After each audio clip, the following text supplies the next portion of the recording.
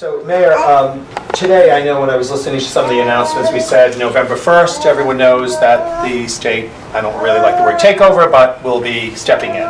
Also, it went from 3 years to 5 years, also with no actual expiration date at that 5 years, with the chance to reevaluate. And one of the others was the new superintendent, when Superintendent Gallo steps down or is in another capacity, will be reporting, if I understand unless I'm wrong, directly to Commissioner Infante-Green versus to you and the school board. Is that correct? Right. Okay. Correct. Yeah, so the under the state statute, so that's how the formal chain of command works. Right. So you got the turnaround superintendent, state commissioner. State commissioner reports to the state council for elementary and secondary education.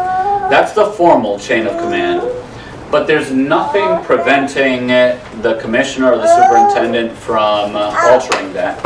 So for example, there is no formal role for community in that decision making under the state statute.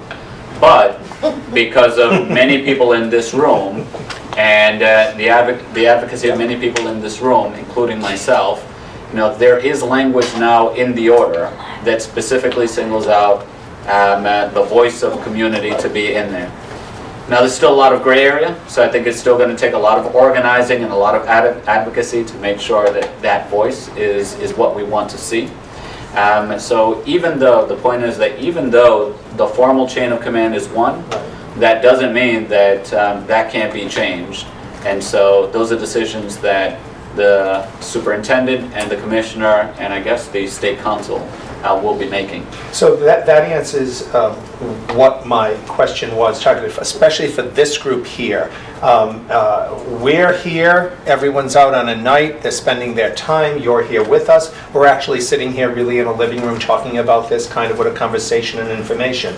But I also hear from what I read, and I don't want to get the wrong information, that the general public, the people in this city and state are not going to be as engaged, unless I'm wrong here, as they were because this chain of command has changed. And I think a lot of people want to be reassured that if we all come together as we do, we can find a way to, you know, be involved. In order for what you said earlier, it will take us also to be involved for a long, long time. Yeah. So is there anything more that we can do with this new chain of command, or do we just need to give it some time? I'm not saying what they're doing is wrong. I don't know. I'm not the expert there. But do we need to give it some time to work with the new chain of command and kind of wait and see? No, I don't recommend wait and see. Okay. I mean, first of all, I think that this is already, you know, part of the process. Okay. Just getting engaged, you know, understanding the issues, Right. following the issues, just talking about it. Sort of having it as like fingertip knowledge, I think is extremely helpful. There are going to be a number of different ways to be engaged going forward. So, for example, parents are organizing, and they're continually meeting. I saw Jennifer Wood come in. Yep, and Jennifer has been doing an amazing job with a group of parents, and Jennifer's actually representing them legally on issues that come up. Right.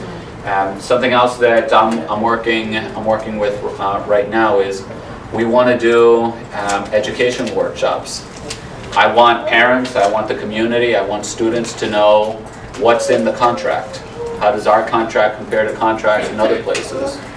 I want the community to be educated. I want them to understand I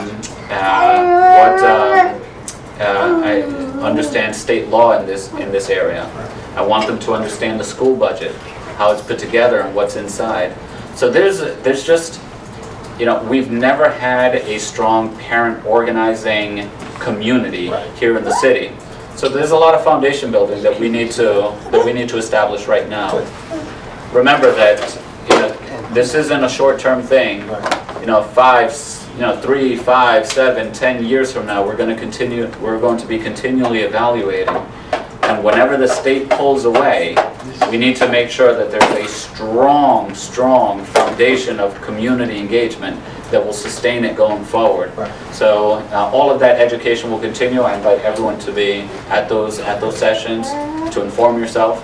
And you know, there'll be volunteer opportunities. We need mentors. We need greeters. We need everything.